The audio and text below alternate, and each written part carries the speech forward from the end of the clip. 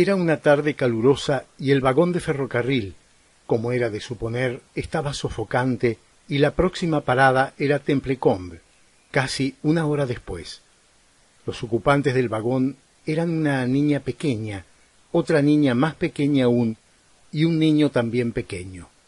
Una tía de los chiquillos ocupaba un asiento en una esquina y en el sitio opuesto estaba sentado un solterón que no formaba parte de ese grupo.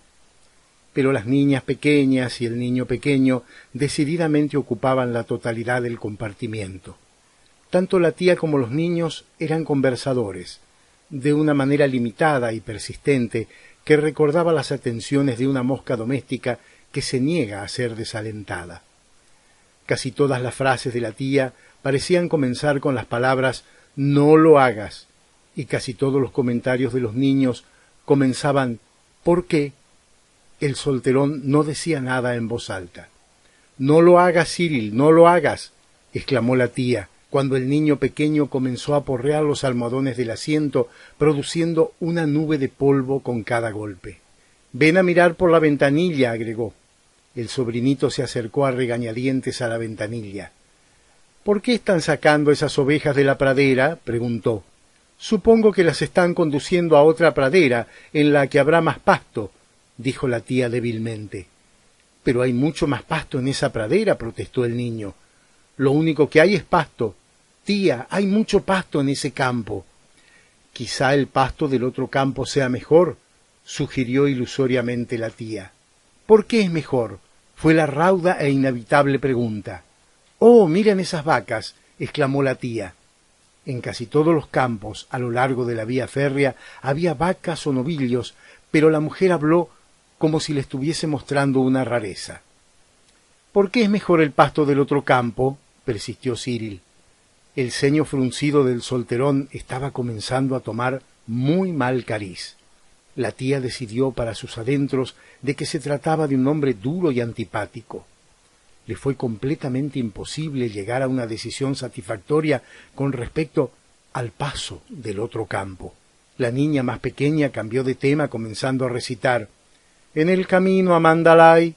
Lo único que sabía era el primer verso, pero puso su limitado conocimiento al servicio de la mejor interpretación. Repetía el verso una y otra vez con una voz soñadora, pero muy audible. El solterón tuvo la sensación de que alguien habría apostado a que ella no sería capaz de repetir ese verso 2000 veces en voz alta sin detenerse. Quienquiera que hubiera realizado esa apuesta corría serio peligro de perderla. «Vengan para acá a escuchar un cuento», dijo la tía después de que el solterón la hubo mirado 2 veces a ella y una al pasillo del tren. Los niños se acercaron con indiferencia al rincón ocupado por la tía. Evidentemente, en opinión de los tres, su reputación como narradora de cuentos dejaba mucho que desear. En voz baja y confidencial, interrumpida frecuentemente por fuertes y petulantes preguntas de sus oyentes, la mujer comenzó a contar una historia poco movida y con una deplorable carencia de interés, referente a una niña pequeña que era buena y se hacía amiga de todo el mundo gracias a su bondad y que finalmente era rescatada del ataque de un toro furioso por una serie de personas que admiraban sus cualidades morales. «¿Y si ella no hubiese sido tan buena, no la habrían salvado?», quiso saber la mayor de las niñas pequeñas. Era exactamente la misma pregunta que el solterón hubiera querido formular. «Bueno, sí», admitió la tía débilmente, «pero no creo que habrían corrido en su ayuda con tanta rapidez si no la hubiesen admirado tanto». «Es la historia más estúpida que he oído en mi vida», dijo con total convicción la mayor de las niñas pequeñas. «Era tan estúpida que yo dejé de escuchar después de las primeras frases», dijo Cyril.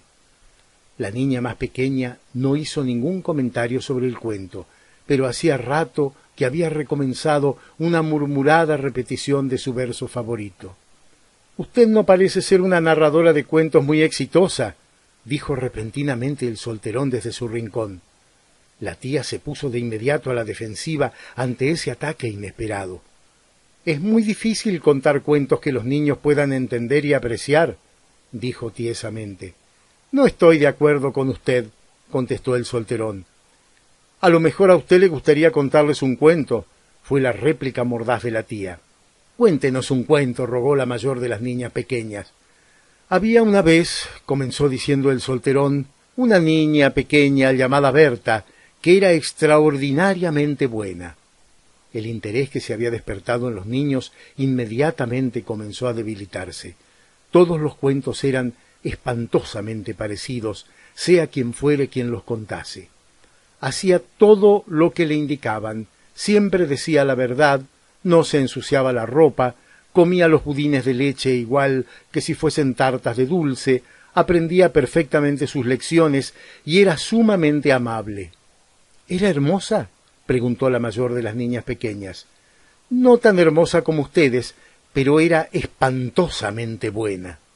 Se produjo una reacción favorable hacia la historia. El uso de la palabra espantosa en conexión con la bondad constituía una novedad llena de sorpresas. Parecía introducir en el cuento un hálito de verdad que brillaba por su ausencia en las historias de la tía sobre la vida infantil. Era tan buena, continuó el solterón, que ganó varias medallas a la bondad y siempre las llevaba prendidas al vestido. Tenía una medalla por su obediencia, otra por su puntualidad y una tercera por su buen comportamiento. Eran medallas grandes de metal y tintineaban la una contra la otra cuando la niña caminaba. Ningún otro niño de la ciudad tenía 3 medallas, de manera que todo el mundo sabía que ella debía ser una niña extraordinariamente buena.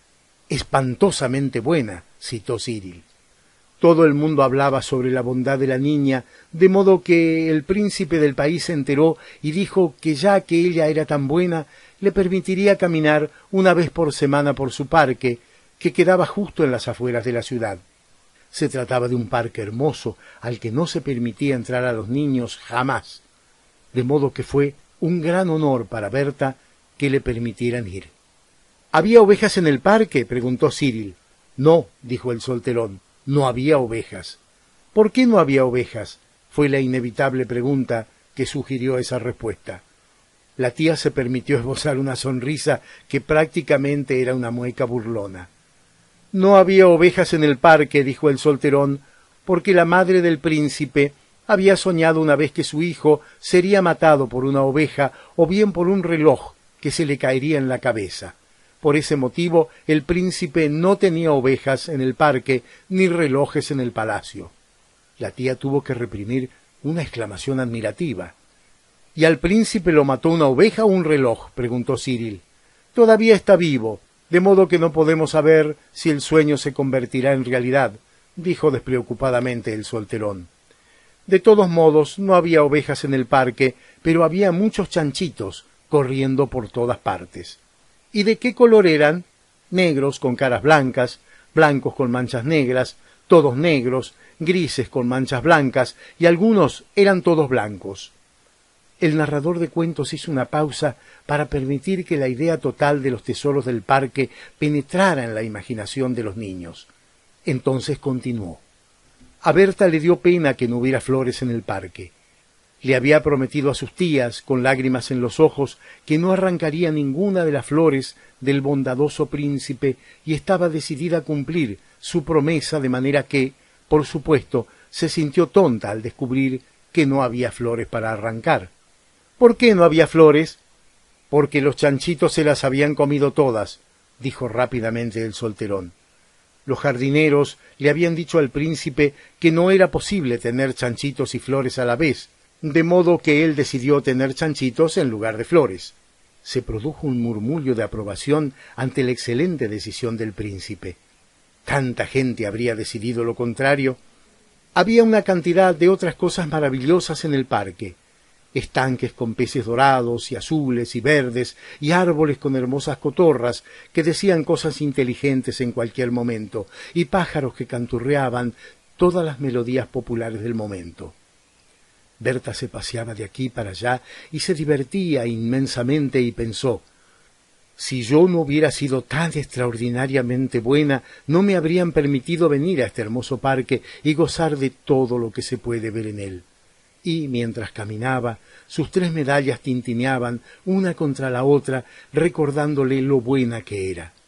Justo en ese momento, un enorme lobo comenzó a merodear por el parque para ver si podía apresar un chanchito gordo para la cena. —¿De qué color era el lobo? —preguntaron los niños, cuyo interés se había intensificado inmediatamente. Tenía todo el cuerpo color barro, con una lengua negra y ojos de un gris pálido que brillaban con indescriptible ferocidad. Lo primero que vio en el parque fue a Berta. Su delantal estaba tan inmaculadamente blanco y limpio que se divisaba a gran distancia.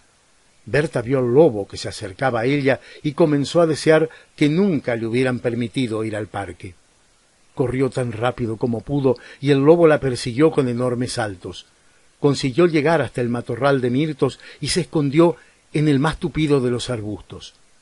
El lobo comenzó a humear entre las ramas, con su negra lengua colgándole de la boca y sus pálidos ojos grises, brillantes de furia. Berta estaba terriblemente asustada y pensó: si yo no hubiese sido tan extraordinariamente buena, en este momento estaría sana y salva en la ciudad. Sin embargo, el perfume de los mirtos era tan fuerte que el lobo no podía descubrir por el olfato el lugar donde Berta se escondía, y los arbustos eran tan tupidos que podía haber buscado en ellos durante largo tiempo sin llegar a descubrirla, de manera que pensó que lo mejor que podía hacer era alejarse y, en cambio, buscar un chanchito. Berta temblaba como una hoja al ver que el lobo la rondaba y husmeaba tan cerca de ella, y a causa de sus temblores la medalla de la obediencia tintineó contra las medallas de la buena conducta y de la puntualidad. El lobo estaba a punto de alejarse cuando oyó el sonido de los metales que se entrechocaban y entonces se detuvo a escuchar. Volvieron a sonar en un arbusto que estaba muy cerca del lugar en que se encontraba. Se lanzó hacia el arbusto a toda velocidad, los pálidos ojos grises brillando ferozmente y con expresión de triunfo, y arrastró a Berta fuera de los arbustos para devorarla hasta el último bocado. Todo lo que quedó de la niña fueron sus zapatos, algunos trozos de ropa y las 3 medallas que había ganado con su bondad. ¿Y no mató a ninguno de los chanchitos? No, escaparon todos. El cuento empezó mal, dijo la más pequeña de las niñas pequeñas, pero tuvo un final hermoso. Es el cuento más hermoso que he oído, dijo con inmensa decisión la mayor de las niñas pequeñas. Es el único cuento hermoso que he oído en mi vida, dijo Cyril. La tía disentía con esas opiniones. Es un cuento de lo más impropio para niños pequeños. Usted ha minado el efecto de años de cuidadosas enseñanzas. De todos modos, dijo el solterón, conseguí que se quedaran quietos durante 10 minutos, que es más de lo que usted fue capaz de hacer. Pobre mujer, pensó el solterón, mientras caminaba por el andén de la estación de Templecombe. Durante los próximos 6 meses, más o menos, esos niños la van a mortificar en público, exigiéndole que les cuente un cuento impropio.